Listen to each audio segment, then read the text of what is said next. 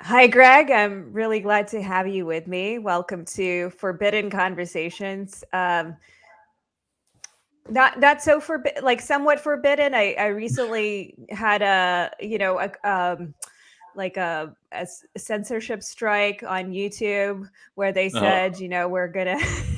They took one of my videos down, and people said, "Well, what did you expect? You titled it Forbidden Conversations." So but I was able to actually, submit whatchamacallit, A help me out complaint? here. You're a Yeah.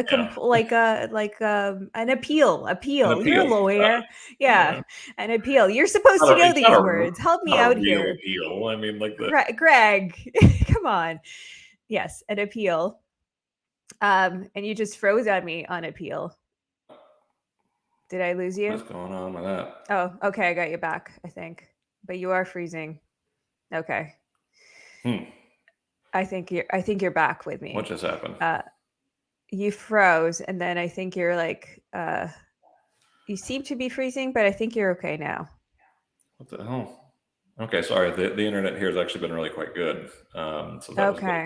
of a So maybe it's the censorship gods. They're coming surprise. after us. Yeah. But yeah, I got my appeal. I won my appeal, so I'm really excited. And I don't even have a law degree, nor do I claim to have one, like most people on the internet. What was the particular? What was your sin? So the sin was I had a conversation with someone who she had a COVID related injury, but Hmm. hers was like documented because I'm pretty careful about talking about stuff like that, like without, because there's a lot of people making all sorts of claims. But in that case, it was a personal experience, and it was somebody who had a documented, official record of this stuff. And so, so it did get me a little bit riled up that that would be taken off, and it didn't violate any. I read through their list, it didn't violate anything. But it might be just, I think what's happening is that the AI technology, like maybe somebody did complain or something happened, or maybe the AI flagged it and based on a keyword or something, and then Hmm. they're overzealous. But that is a problem because I think we're going to see more and more of that as we go on. So this stuff is actually going to get more complicated because it's going to be easier for technology to sort of it's not even going to be humans kind of sorting this stuff out. It's really machines that are doing this for the most part at this point, right? Yeah. And the AI, particularly as you start getting into like ChatGPT and artificial intelligence, I'm worried that we're going to get every uh, bias that I've fought in higher education sort of baked into our censorship regime, even right down to our, little robot friends.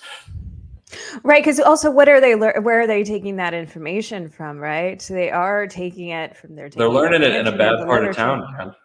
Yeah, right. They're hanging in the wrong parts of town. They're learning their habits in higher ed, and that's, like that's.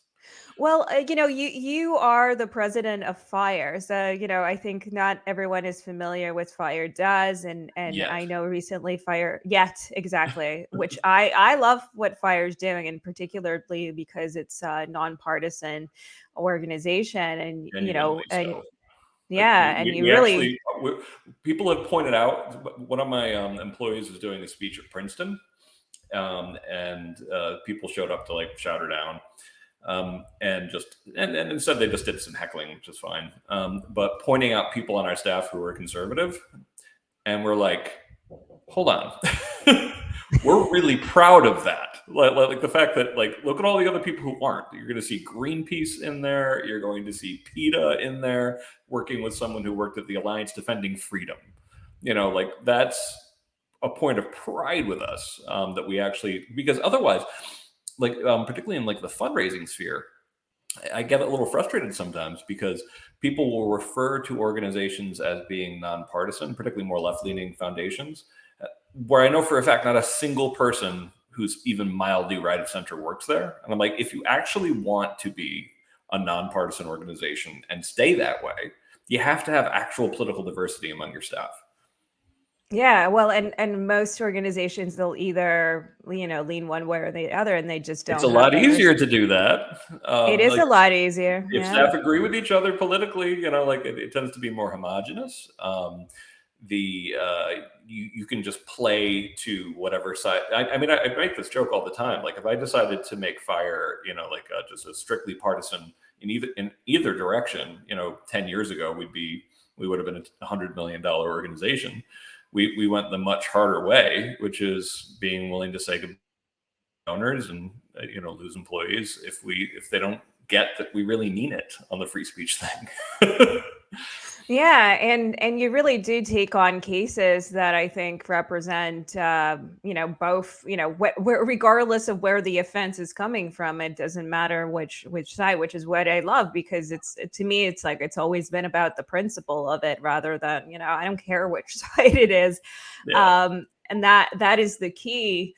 But I think a lot of people do have a tendency to sort of fight for it when it represents their interests, and not care very much when it doesn't. It's like, okay, well, too bad for you, haha, you did it to us, and therefore now you deserve a taste of your own medicine, which is unfortunately what I'm seeing a lot of that happening in the discourse. Well, and that's why, like, there are a couple pieces I should cover. For the audience that doesn't know FIRE, we were founded in 1999 by a left-leaning libertarian named Harvey Silverglate. Friends with the beat poet Sky, who lives in Cambridge, Massachusetts, got pictures of him and Allen Ginsberg on his wall, kind of like, just great old-fashioned, badass ACLU civil liberties guy. And he's the one who found me out when I was living out in San Francisco. And then on the other side of it, we have absolutely off the charts brilliant scholar of the Enlightenment, Alan Charles Kors, who's a professor emeritus now at University of Pennsylvania, and he's probably the world's biggest expert on Voltaire. Famously misattributed. I will fight to the death to defend your opinion, which was actually a summary of what he said that was coined by someone else in 1910. But anyway, they founded FIRE in 1999 because they saw something bad going on in higher ed. That essentially it went from free speech movement beginning in 1964, incredibly successful. The campus free speech movement in Berkeley beginning in 64. By 1974, they'd won overwhelmingly in the Supreme Court in four different decisions about academic freedom and freedom of speech. From 1957 to 1973, you really got tremendous victory, both for professor free speech and academic freedom rights and for students. And fast forward just 10 more years in the future, and universities are already passing speech codes. And they flat out called them speech codes to ban speech that was deemed to be offensive, to be racist, to be sexist, which, I mean, I'm left-leaning myself, and that sounded, well, certainly we don't want people being racist or sexist. Then when you start looking into it, you realize it's like it can be basically any opinion you disagree with can be called up on this stuff. And that there was a big flash of this madness from about 1985 to from 1985 to about 1995, and these codes were defeated in court. Left and right thought PC on campus was ridiculous. And everybody thought it sort of ended in 95 with the defeat of the Stanford speech code, actually just 2 years before I got there in 1995. But unfortunately, most of my career has been more or less saying, guys, it's like actually quietly getting worse on campus. The professors aren't as into it. And thankfully, we had a nice long period where the students were great on freedom of speech. But it's not a healthy environment. People are getting in trouble because administrators are enforcing these rules that were created. And the speech codes actually increased in number, even though they were being defeated in court. So is that what was driving it? The administration, specifically the code, like the codes, the rules that existed, and the administrators putting that into force? Yeah, so the administrators became sort of like the foot soldiers, like the true believers in the right not to be offended. They also had the peace and quiet of the university in mind. So sometimes when like one of my favorite, I feel weird calling it one of my favorite cases. and it's sort of the star of my 2012 book, my very first book, called Unlearning Liberty. And in that book, it opens up talking about the story of Hayden Barnes. And this guy is he's a nice, Shambhala Buddhist kid. He's a decorated EMT, and he's a passionate environmentalist. And he starts picking on the president of the university at Valdosta State University in Southern Georgia, public university bound by the First Amendment, who keeps on going on about how this parking garage program is going to be his legacy. That essentially when he retires, like this beautiful big parking garage is going to be his legacy. And Hayden thinks there's more environmentally friendly ways to do this. So he protests, gets called into the president's office, gets dressed down by the president, and then goes back to his room and makes a collage on Facebook with like no blood for oil and pictures of like bulldozers and that kind of stuff. And he named it the SAVE, which was an environmentalist group at Valdosta State University that he thought had fallen down to the job, / Zachariah Memorial Parking Garage, a joke about this being part of his legacy. And the university tried to claim that that was a threat upon the university president's life, because memorials usually happen when people are dead. So this hippie kid was going to kill him. So we litigated this, and with the great Bob Corn Revere, one of the great First Amendment attorneys out there. But it's a perfect example of how sometimes it's not even all that ideological. It's, I don't like you, and I'm going to figure out the excuse to get you. And of course, as the case went on, it just looked worse and worse for the president. Basically, everybody around him was like, dude, you can't just make something up and kick this kid out. We have... It was really funny to see how consistent the advice to him was, don't do this. But so it ended up being nearly $1 million settlement in that case. Oh, wow. So the administrators kept it alive for a long time, but then something very bad happened right around 2014.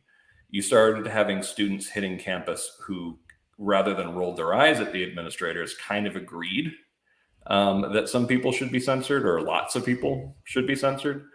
And that's the stage we're in to this day, is that there are students who are much more free speech critical, oftentimes working either with the, being ignored by, but also often facilitated by administrators.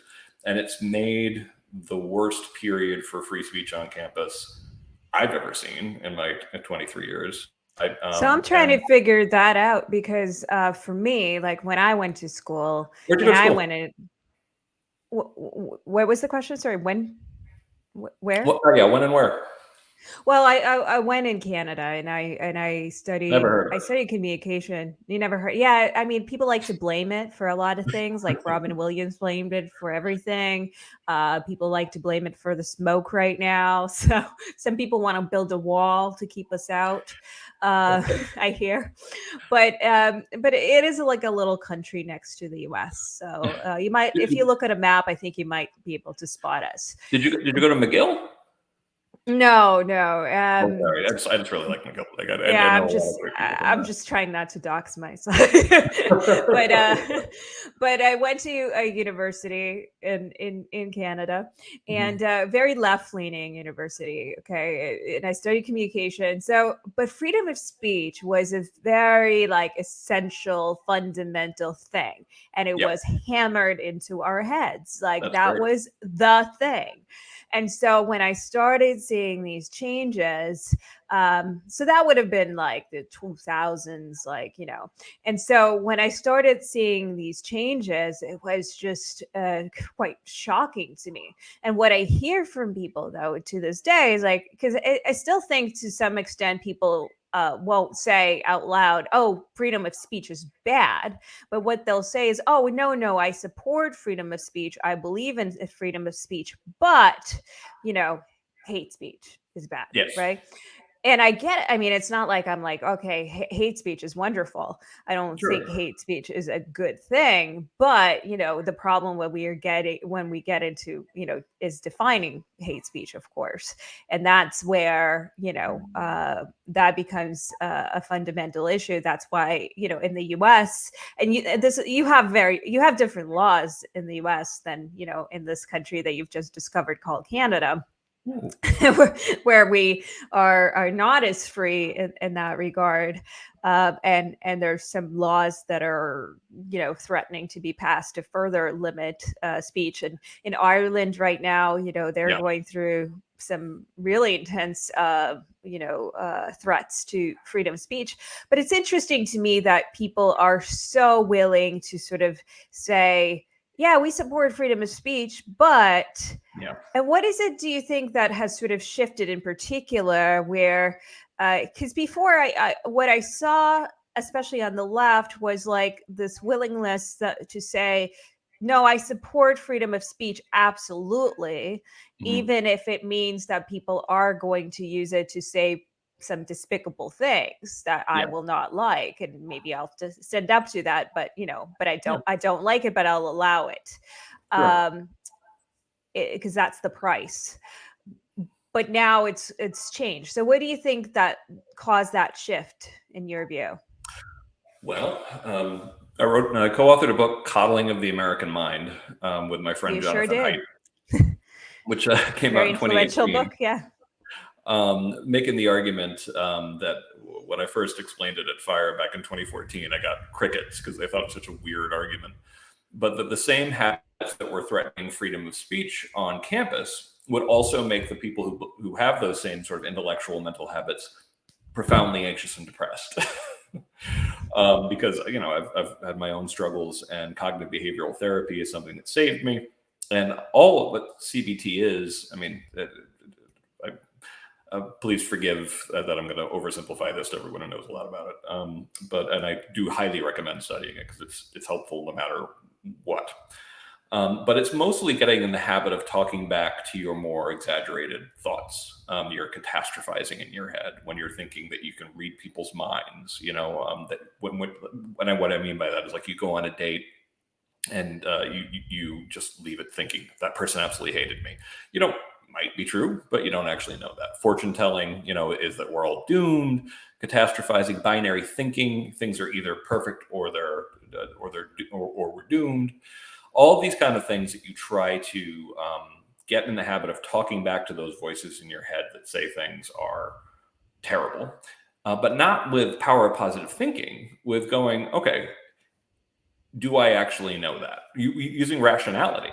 And when you get in the habit of that, it's not so much that you go into the power of positive thinking mode. It just, the anxiety and depression goes down because the volume of the scariness, anxiety, catastrophizing, what are called cognitive distortions in your head quiets down a little bit. And what I was saying was, these seems to be students who are told that they're in constant danger, that they're basically in a war of good versus evil, that they're being told by people who claim to be nice to them that they can't really handle life on their own, that they're much more fragile than we have any scientific reason to believe they actually are. All these things that they get dressed up like nice, compassionate things to tell people, but when you put them together, they're kind of a formula for profoundly anxious, depressed people who also are hostile to freedom of speech.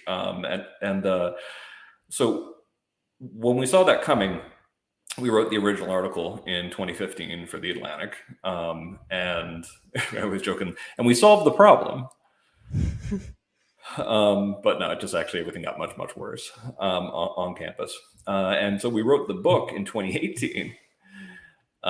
Thinking maybe we'd missed the worst part of it, and that we were too slow in writing it when it came out in 2018, because 2017 was such a bad year for free speech, particularly on campus. And wow, things got so much worse. 2020 was the worst year. And I'm going to use a term that I don't particularly like all that much, but I've decided to keep the rest of the population in the conversation. You almost have a moral obligation to use it. cancel culture.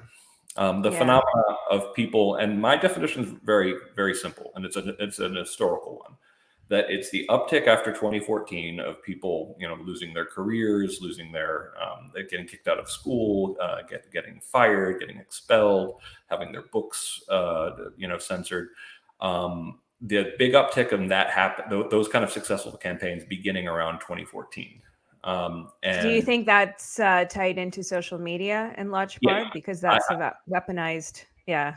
I think that there's no other good stand-in explanation for why so much of this focalizes in basically 2 different years.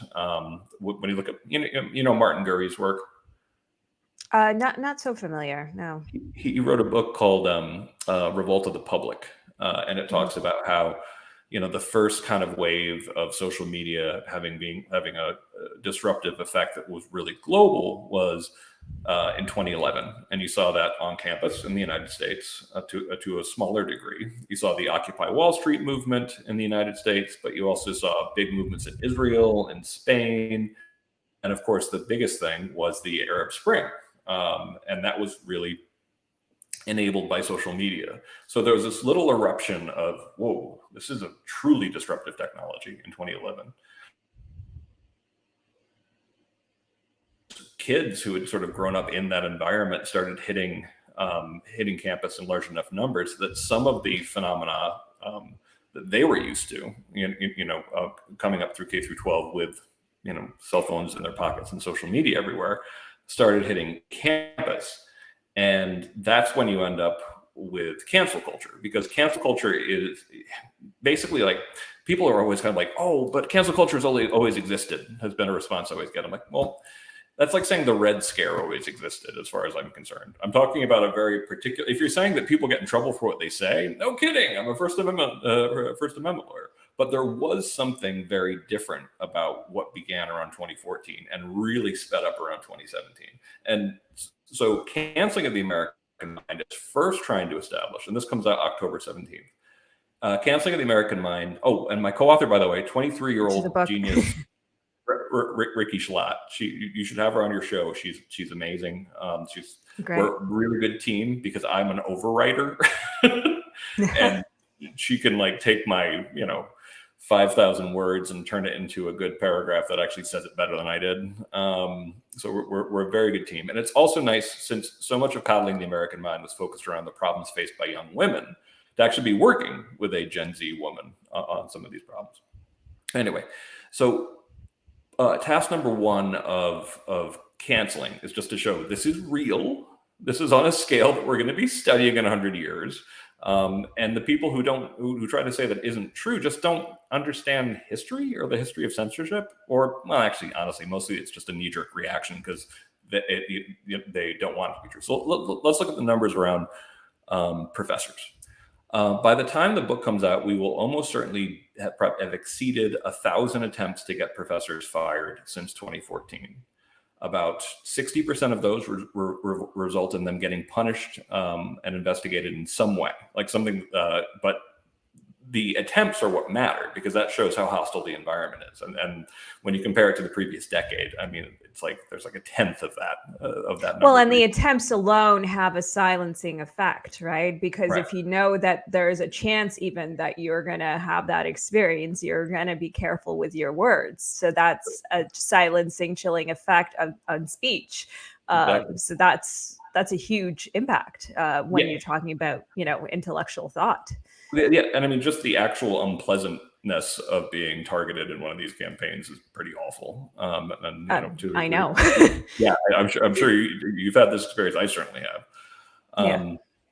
But when you look at the firings, I think but by the time the book comes out, given the rate that we're currently at, it'll probably be around 180 professors fired just since 2014. So it's a 9-year period. And it's there's nothing that you can compare that to in terms of professors getting fired. Because I actually mentioned earlier that the American law was established on campus beginning in 57 and ending around 73. The only thing you can compare that to in terms of scale was McCarthyism, But McCarthyism, the law wasn't established yet. All of McCarthyism was prior to 1957. In fact, the end of McCarthyism is considered to be that decision that I mentioned that established academic freedom means you can't just fire professors for their political opinions, which wasn't established prior to 57. McCarthyism is usually considered the 11-year period from 47 to 57. And that period, basically most experts say it was about 100 professors got fired. There is some research that indicates it might be more like 150. And even then, we're talking about 180 professors getting fired in the schools that we have good information on, which is, by the way, a tiny sliver of like the top 400 schools you're ever going to hear about anything about in the media. There's basically about 80% of four-year students attend only about 600 schools. There are people who like to be like, there's 4,000 schools. It's like, yes, a lot of these don't. First of all, we don't know what happens in a lot of these more technical and specialized schools. And second of all, that's not where most students attend, anyway. So when you look at the polling, I think we had something like 30% of professors saying they've been told by administrators that they can't, that they should avoid controversial research. 16% of professors saying they've either been threatened with or actually investigated by the university for their research or pedagogy. Those are numbers that there's no meaningful comparison, even when you go back to the Red Scare. During the Red Scare, when they polled professors, I think this was a poll from like 1954. How many of you are changing what you write or watering down what you write because of the current environment? 9% of them said that. Now, depending on like which polling question, it's more like 90. Wow. Percent of professors say this. And here's a lovely test, and you'll appreciate this more than most. I explained this, and when I got like a particularly hostile kind of like response to even just using the term cancel culture and then explaining it. And then I'll get like, well, maybe all these guys had it coming and something accountability culture. And then I mentioned, that about 40% of these, 35 to 40% of these are professors getting fired is coming from the right? This is coming from Turning Point USA. This is coming from some of the conservative media targeting professors, sometimes for saying some pretty obnoxious stuff, about dying police officers, but at the same time, absolutely protected.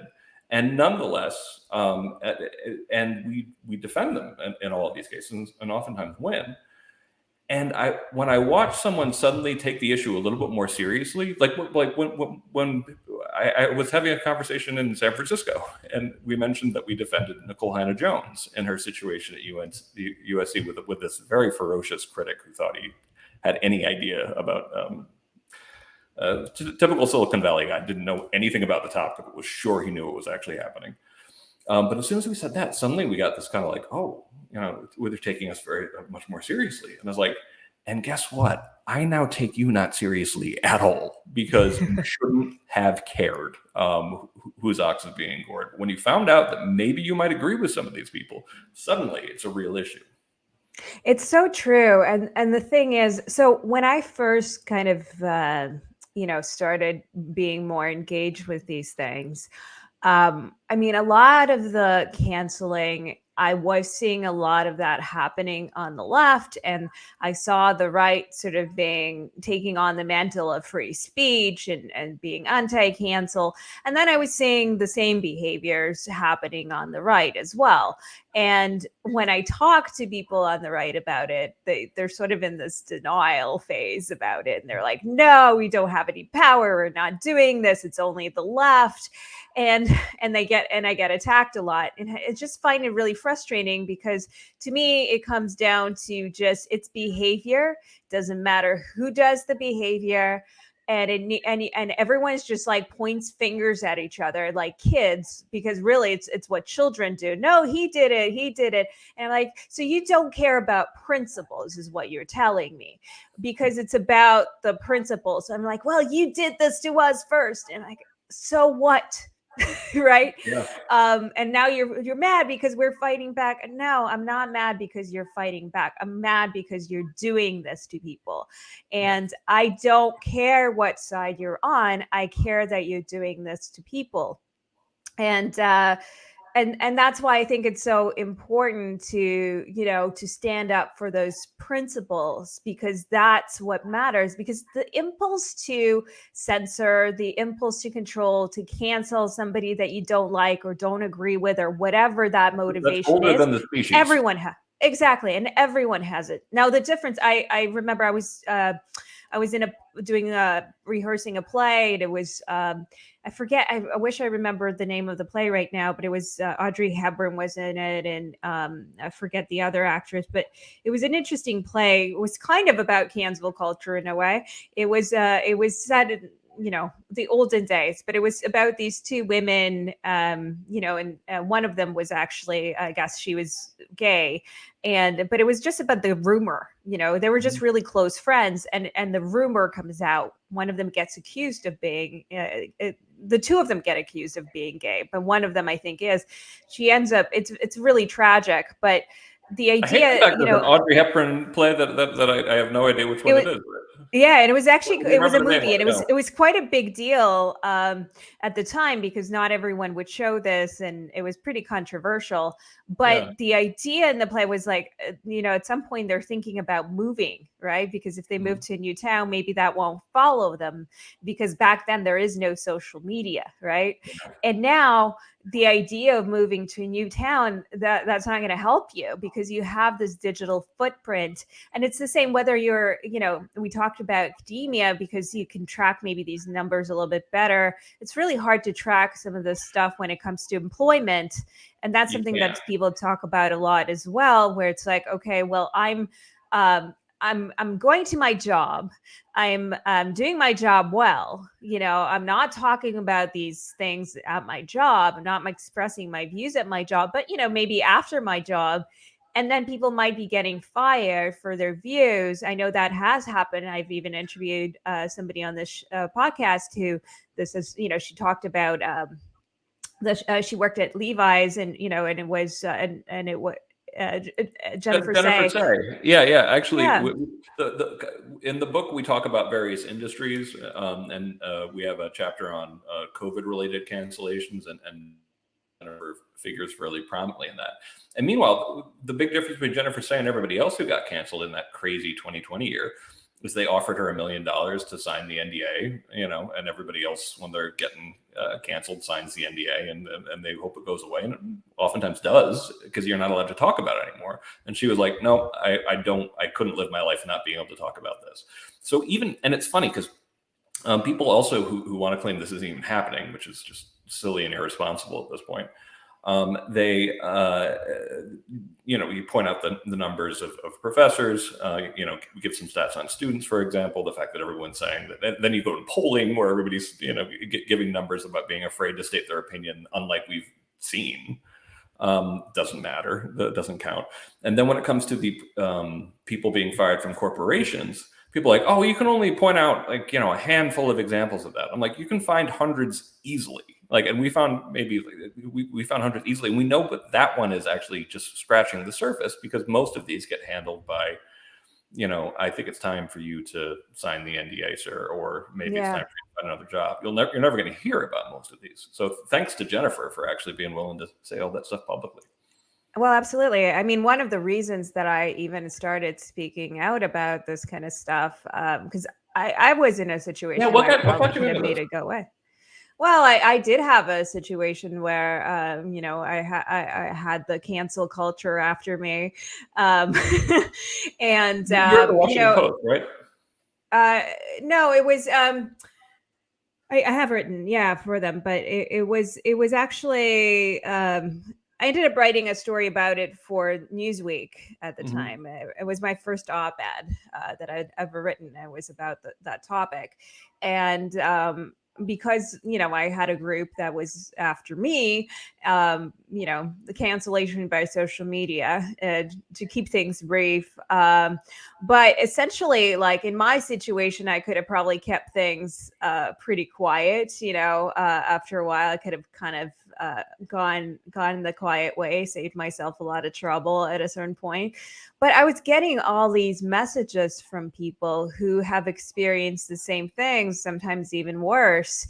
And at a certain point, I felt like I owed it to them to use my voice to express this.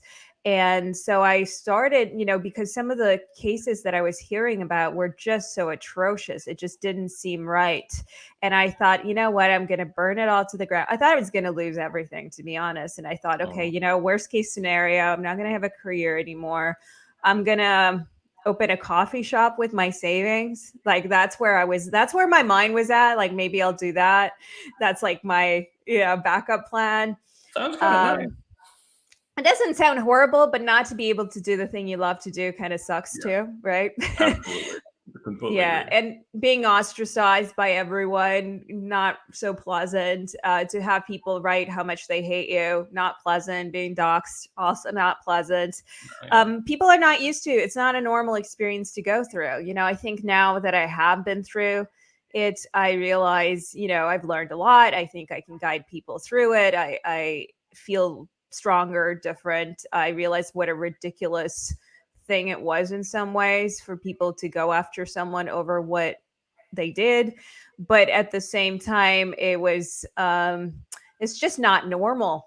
And the magnitude of like a mob going after an individual is just insane. But when you choose to sort of stand up to them, you're also um there is a choice element to that where um you could kind of go into the sunset, and disappear. And in some ways, becoming part of the conversation is also a choice, at least that I've made. Right. So I take some responsibility over that, I think. I just feel lucky that I had my mental breakdown about what wasn't yet cancel culture way back in 2007. I think that helped a lot because it is exhausting. And I talk about in the book about a conservative friend of mine who killed himself after being canceled back in 2020, and he always gave off this like vibe of being hyper confident, Yeah. so somehow and I should know better because like when I'm I was pretty good at hiding it myself when I was in a really bad way. Although the thing my friends could tell is if I stop cracking jokes, I'm in trouble. Yeah, so he got canceled at University of North Carolina, Wilmington. He was he was a conservative who had a lot of fun poking at the left. Like that was his style. It was kind of in your face, but it was very jokey. He was mad about lockdowns, so he tweeted on Twitter, lockdowns just got temporarily halted. We're all having beers, at a bar. I forget what the name of the governor was, but Massa governor, please let my people go. And and that was it. Like that was the And one that that was got it. me. Yeah. Wow. Over that. And it's funny because like Yeah. he frankly said more offensive things over his career, but that was at the time that people were looking for scalps, and he was so confident that when I heard that he was targeted, Fire was overwhelmed with requests for help. We did not know what to do with ourselves for a couple of days there because we were like, we don't have enough people to handle this many cases. Because unlike something we'd ever seen, we got as many cases in July as we would or in June of 2020 as we would in an entire year when we were smaller. And so I thought I could check in with him when I caught up with all those other cases, and we talked. And it wasn't until late July when he'd already signed his agreement, and it seemed everything was over and there wasn't much we could do. I talked to him on the phone. Apparently, people were still coming after him. People were like going to his house and stuff. Wow. People were calling him on the phone and saying that they saw his wife and kids filleting black men at BLM protests, which he didn't have. That was one of the things he told me. On our relatively short phone call. And, I was like, man, I've never heard Mike in that bad shape before. And the next week he killed himself. Oh And God. he's not the only one that I've seen who've been in these things that end up eventually killing themselves. He's just the one that it was closest in time. Like it was kind of the but for situation. So it's No, and brutal. I've seen so many people destroyed by it, or I have definitely heard of other people have committed suicide. You don't realize, like, for me, one thing is I was so cautious about not appearing like I'm a victim in any way, that I almost like overplayed my strength at the time. So, and everything I did was like, I'm gonna like fix everything. So I started all these projects, like I'm gonna fix this and I'm gonna do this and this. And it was only later where I realized how much it was actually like very traumatic to go through that. And even when I say that, there's like this pang of guilt. Oh, I can't say that because that's so victimy. And to this day that I feel that way. And that's why I'm like really cautious to even talk about it. And it's strange. So and there was this sense of like wanting to just fix everything for everyone. I started these media literacy things, and I wanted to advocate for everyone who's ever gone through this. And it was just, and I realized I can't undertake everything, but it was like a way of coping with my own trauma.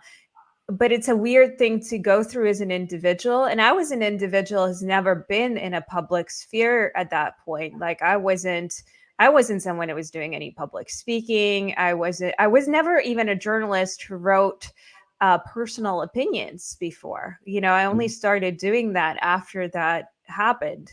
Up to then, in many ways, I was someone whose voice was pretty silenced. But I think it made me realize how awful that was, and how we were living in such a restrained and how dangerous that was to restrict people's voices to the extent that they were. The only way to kind of fight back with that was just to speak. And it was a slow process to sort of get to the point of kind of unleashing and freeing one's voice. But it's so fundamentally important. And if you don't set an example, I think the way that I felt was key to deal with it is to kind of set an example and model that, and by doing it myself, as opposed to just lashing out at people. But this is, you're also like, all your books are I noticed the state of the American mind, the coddling of the American mind, and your new book, the canceling of the American mind. You seem to be very obsessed with the American mind. Completely by accident. Well, I mean, I guess actually my concern about the American mind is accurate. Just the formulation of the title, I'm just stuck with it.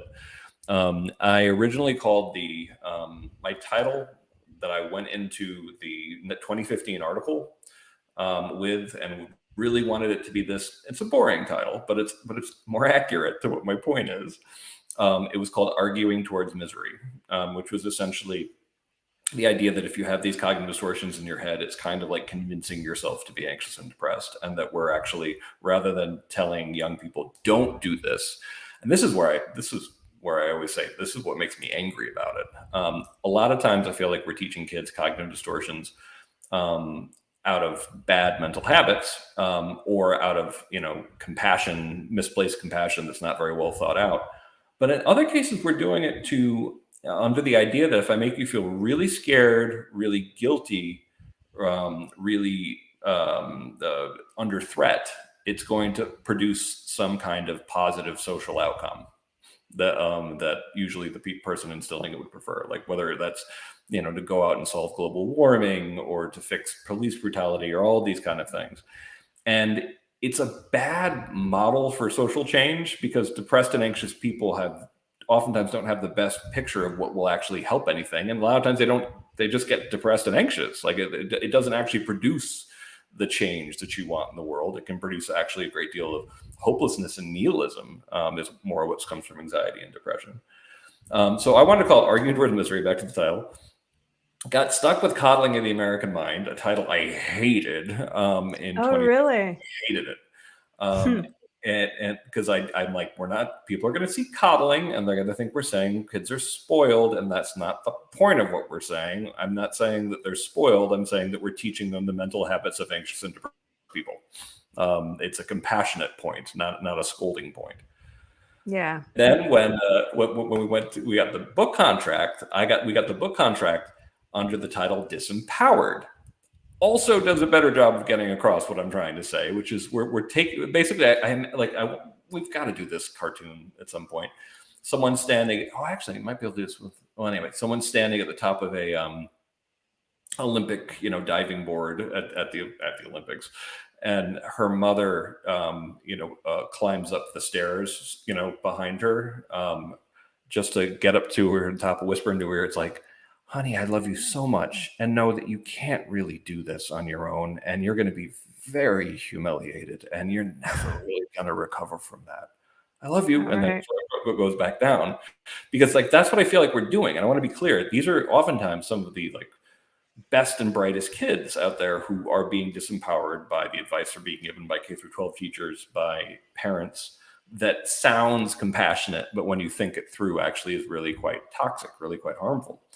And so I was like, in no way in hell is this book going to be called Coddling the American Mind. And then at the last minute, the publisher was like, yep, all the booksellers are saying this has to be called Coddling the American Mind. Oh my gosh. So it was like, okay, so we're not going to publish the book. And so we put in a section where we said, where we explained, this is how we can live with the title, is just saying, we're using coddling in terms of how overprotection can actually harm. That's all we mean by it. Still don't love it, but I can live with it under that. I also don't like the fact that people think that we're referring back to Closing of the American Mind, a very an underappreciated book, actually a quite rich and intellectual book that was critical of what was going on in higher ed back in the 80s. But there's no relationship between these two books. And so why Canceling the American Mind? Because I'm stuck with a formula, so why not? I've been joking. It's the sequel, trequel. Yeah. I want to do gerunding of the American mind. But when it comes to my concern with the American mind, though, that does get me to a point I really want to make. And one of the reasons why my own book left me like, oh boy, this problem is a lot deeper than I even thought, and I live in it all day. The people we have been canceling, at least the ones we know we have the best data on, are overwhelmingly people in the expert class. There are professors, there are researchers, there are sometimes students, and it's for having the wrong opinion, for publishing the wrong paper. A lot of times it's for saying something oftentimes kind of mildly offensive on social media. And that's a much bigger problem than people get. Because when people see that, let's take Carol Hooven at Harvard. She got a whole, department angry at her and wanting to get her canceled at Harvard because she argued that biological sex is real on Fox News. Biological sex is real. And this became something an absurd point. Yeah. Where the chief diversity officer sent an email to everybody talking about this being offensive, and then and she ended up getting forced out of Harvard, at least for a bit, because her nobody would be her TA for her class, and she needed a TA for her class because she said something that biological sex is real, and thankfully, Steve Pinker, who's on our advisory council, gave her a position where she's working to this day. But here's the thing: when people know that you can get your life upended, your career destroyed for saying things that sound to the rest of the American public as kind of obvious, minor, points, they don't trust experts after that, because they know that if someone's saying something, if an expert's presenting something that's completely with sort of like a more left-leaning narrative, they have every reason to be suspicious of it, because it's in an environment that's extremely politically homogenous. Higher ed's never been as politically homogenous as it is today. You can get punished at multiple stages. I call it the conformity gauntlet for having the wrong opinion. You won't get tenure if you're considered too risky or too free of a thinker. You have to worry about cancel culture. You have to worry about bias-related incident programs, which are a really pernicious influence. You probably won't get past the diversity, equity, inclusion statement. It doesn't matter what your race is if you have the wrong opinion. Those are really more political litmus tests than anything else. And under those circumstances, why should they trust experts? Because their views haven't been scrutinized at all. Well, they've been scrutinized to make sure that they comply. It creates a perverse situation, by the way. It creates a perverse situation where if it's a counter narrative piece of research, people are going to assume it's more reliable because that's more like a statement against interests. People were gunning for you. It's like what happened to Roland Fryer, who did some research on the homicide rate, for example, at Harvard, and it didn't completely. He did some of the research that I believe showed that it's the number of unarmed black men who are shot is not as disproportionate to the number of unarmed white men who are shot as is sometimes thought. However, just like Steve Pinker, my takeaway from it is looking at his numbers. Oh my God, we shoot way too many people in this country. That should have been the major takeaway. But it didn't perfectly conform with people's ideas what it should be. And next thing you know, he's being investigated in this case for harassment. And that's a little bit of a tough one because they tried to find something the thing is I don't know if he actually did any of this, but that's something but I've seen that accusation abused to just go after speech so many times. People saying that they're harassed by someone saying something offensive in class or online for that matter. I've seen that my entire career. And so I think that this is devastating to people's trust in experts. I think it makes the ability to have shared facts under the current system very, very hard.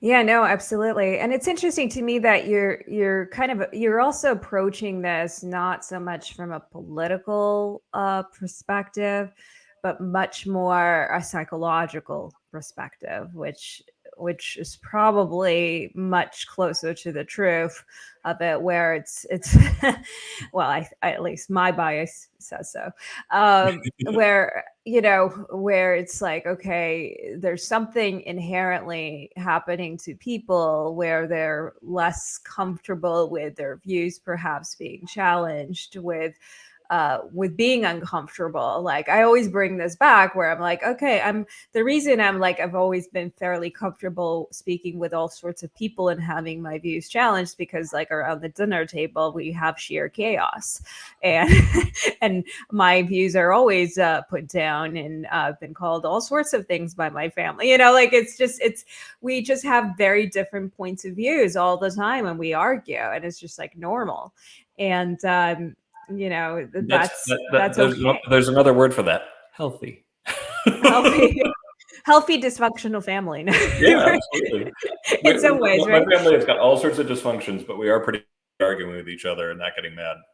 Like, yeah, well, we get mad. Like, and it's interesting. I'm pretty good at keeping. We do a good job of maybe it's like the Britishness. Yeah, maybe it's the British. My mom's British. We're Eastern European, Jewish, so like we're not really good at. Weird combo. Yeah, we're not. My family gets very. I'm the more calm person, but even then, like they even trigger me. Like I've lost my. There's nobody like I'm very calm. Too calm almost in debates and conversations. Like I probably drive people crazy because I don't react. But when it comes to family, that's the one time I get, because they know how to push my buttons. They really do. They go for the really personal stuff.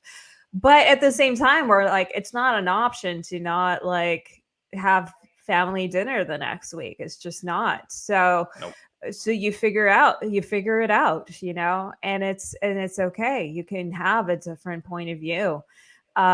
And also people change. Like there are certain things where, and I've seen like people in my family change their points of views, even points of views where I thought like, this is like, I really hated that this person thought that. And, and yet they're capable of change too. And so I think, and I've changed, so I think being aware of that really helps kind of look at things from a different perspective. And I'm curious to understand. The other thing is, like, I'm always curious to understand, okay, why does that person think the way they do? Yeah. So that's why I'm like, okay, even somebody who I very strongly might disagree with, I'm like, okay, but I have that curiosity as to why that person believes what they believe versus somebody else who just feels really triggered by their beliefs, Yeah. triggered. And it's interesting to me why people respond in these like very emotional ways, but maybe I'm a little autistic. I don't know, because I just don't have that really deeply emotional response. So sometimes it's hard for me to like quite understand why people do respond in these like very, very emotional ways. Yeah.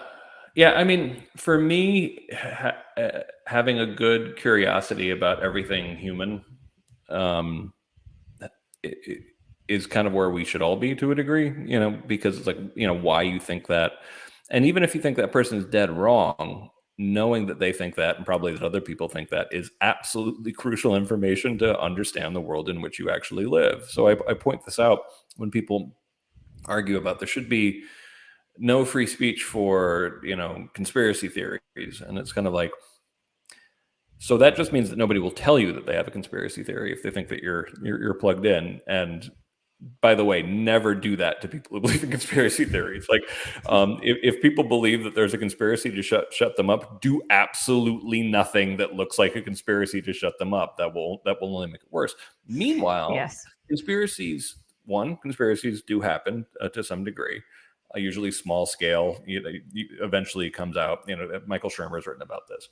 But at the same time, conspiracy theories change the world usually for the worse. Like the old protocols of elders of Zion. Like the idea that kind of like there's a secret Jewish, I'm well cabal, aware.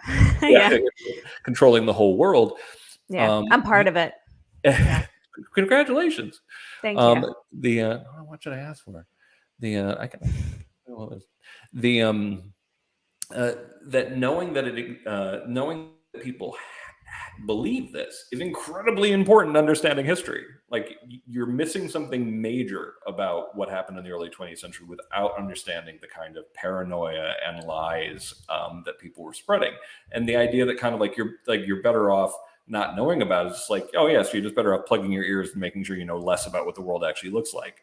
That doesn't make you safer. That actually makes you less safe. It is much safer to know what people really think and why, than to pretend they all think nice things. Yeah. Yeah.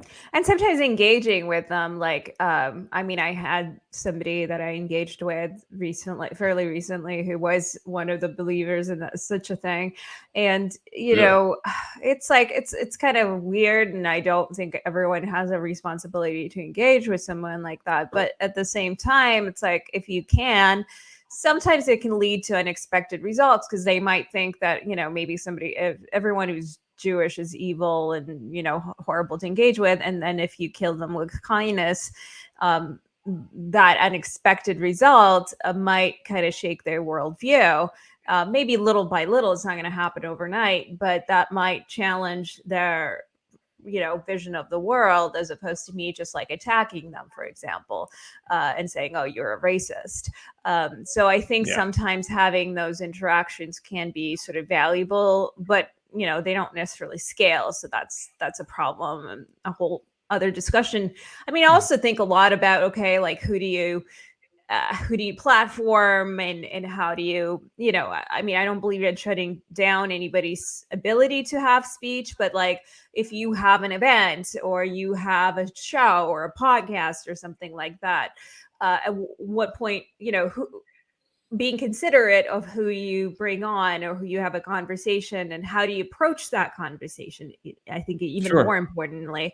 I think those are things that are a little more complex, because I don't think that everyone necessarily, you know, for example, I use this situation. For example, if I had Hitler on as a guest, and we talked about art, I would consider that to be highly irresponsible, right? Yeah. But is there a situation in which, having someone like Hitler on, but having a different kind of conversation, is there a value there? Maybe there is a situation where, I'm very well informed and there's a particular pushback and I'm trying to reveal something. Maybe there is. But maybe if I did it badly, or there's a potentially terrible consequence to that. So I don't know all the answers to that. Yeah, there's an interesting story that this just reminded me of. A couple of years back, Steve Bannon was supposed to do the New Yorker Festival in New York City, and there was going to be a tough interview, from maybe Jeffrey Goldberg or something like that, like a fancy tough interviewer to talk about Trump and talk about the new right and all this kind of stuff, and then celebrities, of course, start saying, I'm not going to have anything to do with this, and Steve Bannon is speaking there. And I got invited on Smirkanish to talk about it, about why they shouldn't have canceled him. As much as I I'm not a supporter of Bannon or of Trump.